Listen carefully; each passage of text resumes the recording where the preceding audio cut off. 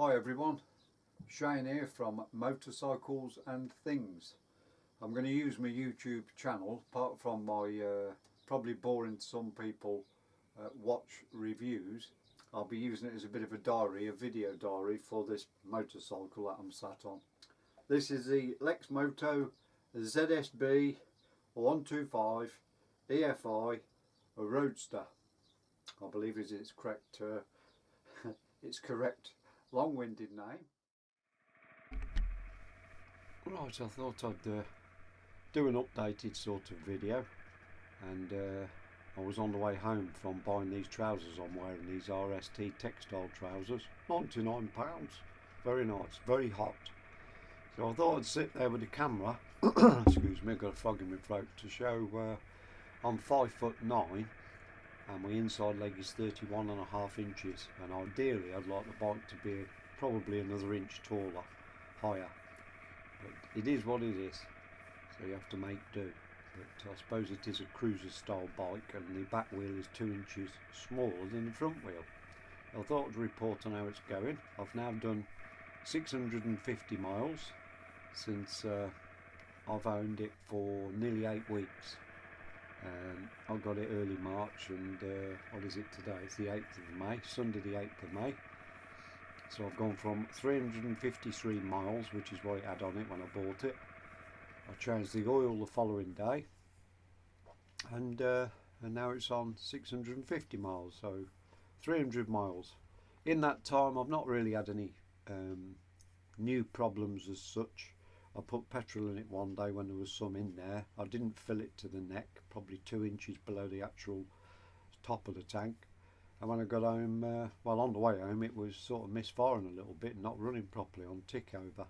When I got home, I went to wheel it in the where I store it at night, and it started leaking petrol out the side, out the charcoal canister. According to somebody on the forum, they said my bike did that when it overfilled it. But so I've got to make sure I don't put it anywhere near the top. Like I said, it was at least 2 inches away from the top of the tank, but 13 litres allegedly it holds. So next time I put fuel in there, I'll just make sure it's only on the ridge what you can see. I didn't realise till recently the right and left switchgear is different colours. That's how observant I am. The left side's blue for the high beam, low beam, and the horn. The indicator's black on the left, and on the right hand side kill switch is red and the starter is red. So there's the mileage, 646, but on the way home, by the time I got home it was 650, and it was a lovely day, 20 degrees, and I was absolutely sweltering in these textile trousers I bought. They had the inner lining in. I decided I needed some new trousers because my leather ones I've been wearing for years, the bum's gone baggy and the knees stick out, and you look a bit of an awkward shape when you stand up. So bought those. I'll be able to use those when the cold weather comes, they'll be fine.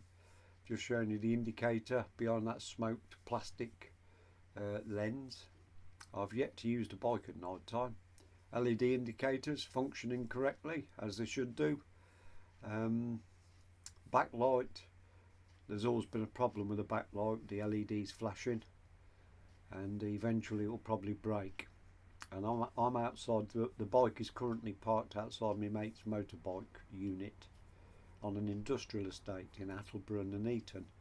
And last week when I went there, a guy rolled up on one of these bikes identical to this one but a year newer, and his backlight had packed in, totally stopped working.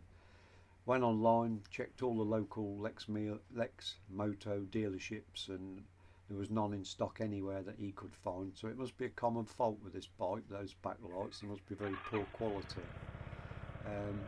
I'm over the moon with the clock. It's not accurate. That's why I've got a Garmin cycle computer on there, GPS. When I'm doing 50 displayed on the speedo, the GPS says it's doing 42.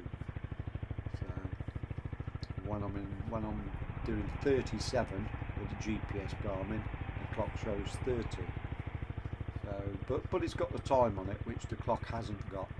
And there's a little toolbox underneath the right side panel, and there's a little bag in there. I should have got it out. A little plastic bag with a spark plug spanner, and I think a couple of little screwdrivers. But I was very, very busy a couple of nights ago cleaning it all to the point where I got a cotton wool bud and went between all the fins everywhere on the engine, on the head and barrel, and my son sent me down some ACF 50.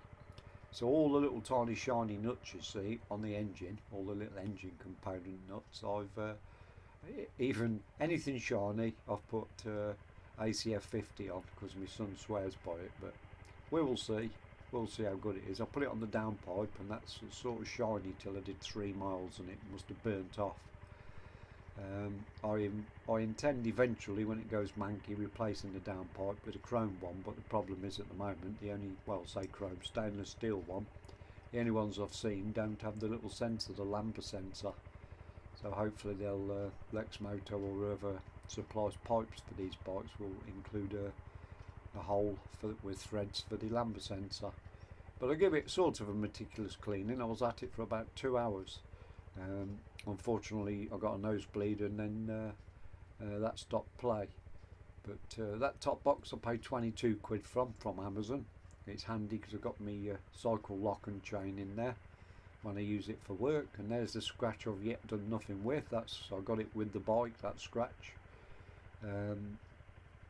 It's about a 3-inch scratch. I don't know what to do, whether to buy a new tank for £58 if they're still £58, or respray the side in, or I'm not sure, one of these vinyl wraps maybe, I don't know.